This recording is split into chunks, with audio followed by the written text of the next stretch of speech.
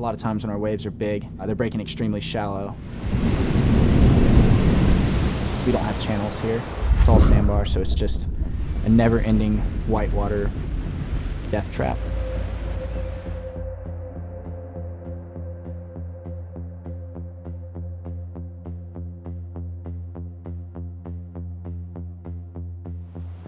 It's not uncommon here to have 45-mile-an-hour winds in an afternoon. The wind switches onshore every day. There's ridges near the surf zone, and it funnels that water back to the lowest point, and that's where the flash rip pops off.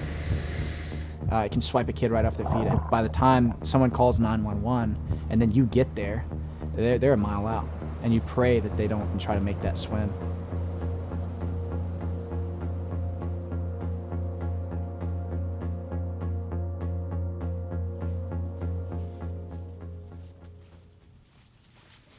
My name is Garret Porter. I'm 30 years old.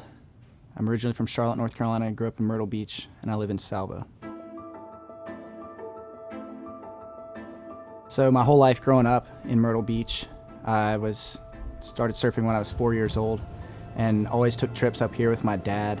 It was always like the promised land for East Coast surfer. It seemed like the Wild West, like totally unpopulated, just long stretches of beach with perfect waves, and there's nobody around. So having the chance to move here when I got a new slate getting out of the Marine Corps, I couldn't pass that up.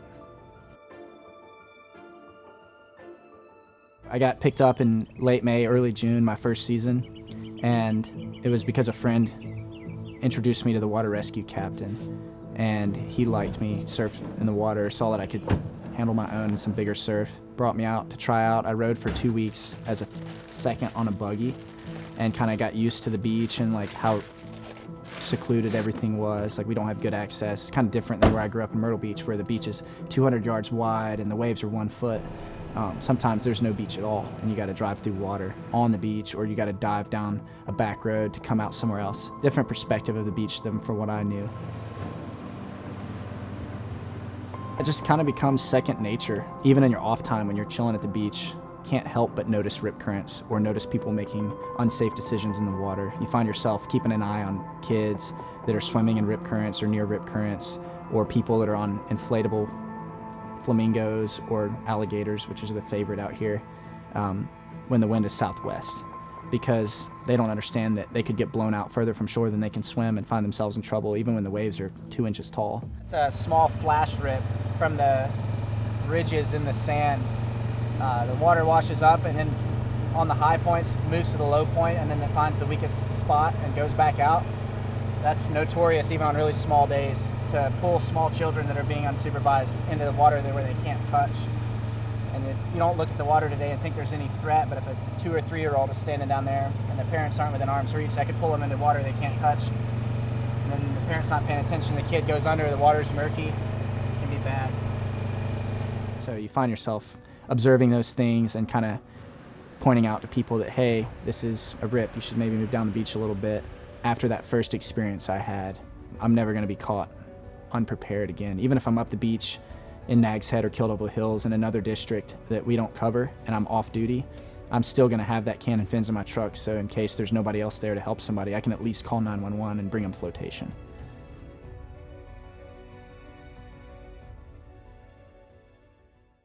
Everybody here knows the beach super well because we don't hire seasonal employees. We have local surfers and watermen that are our water rescuers, and usually they've been doing it for more than a few years. It's rare that we get a new member. Usually if we do, it's one every few years, and then if somebody moves away, we'll fill that spot, and we usually invite only. It's on rare occasion that we do tryouts or anything like that.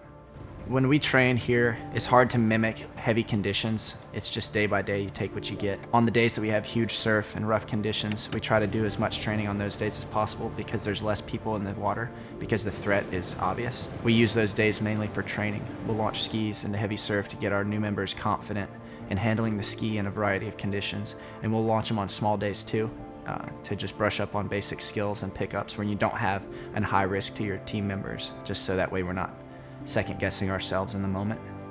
It's important to train the way we do because the conditions are constantly changing. You need to train when it's flat, you need to train when it's big, you need to train when it's windy.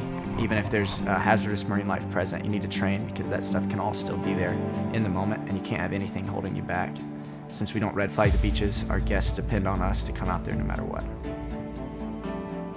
Face down, unconscious person as far as we know. So let's go through our trauma assessment for an unknown downtime male. And you can see the tools you have in front of you. You got a C-collar, head bed, and spine board.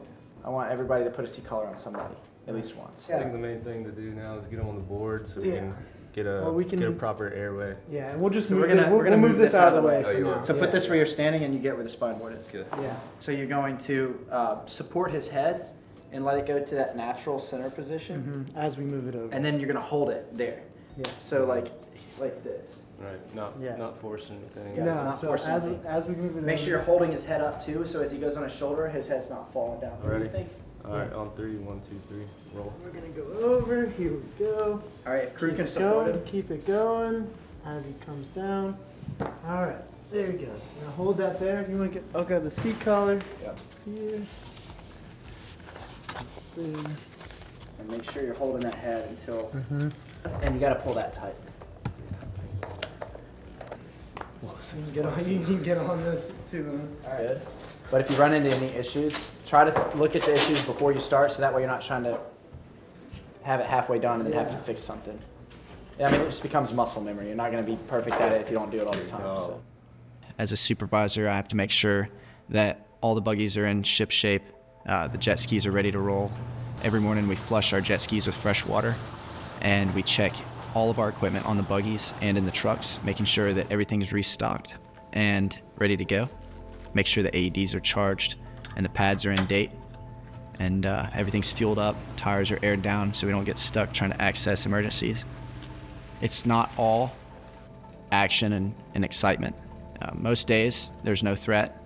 Most days we just go out and talk to beach patrons and have a good time, make sure everybody's safe and having fun, and then we're ready and trained for those days that aren't like that.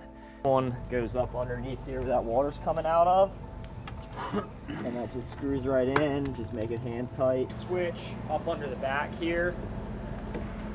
It's a master switch, just kind of like the trucks, except without this master switch one, you won't be able to turn the boat on. But this is like a very, this is for searches. Yeah. And like, if you have like an injured kiteboarder out there that's like they're looking for something, or like, this is going to be the main thing.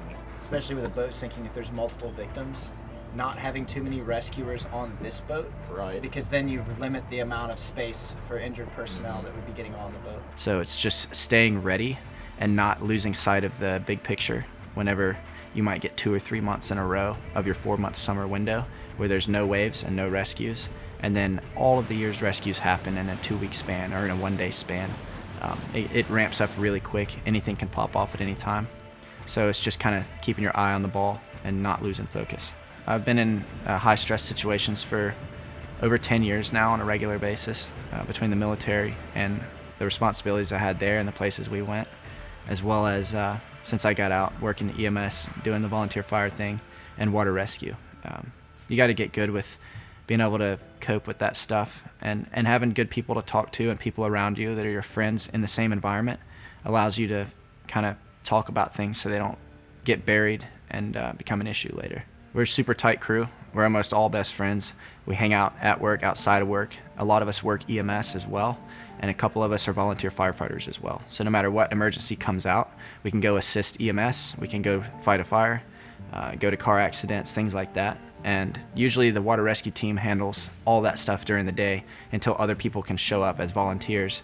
We're responsible for responding to fires, EMS calls, and anything in between.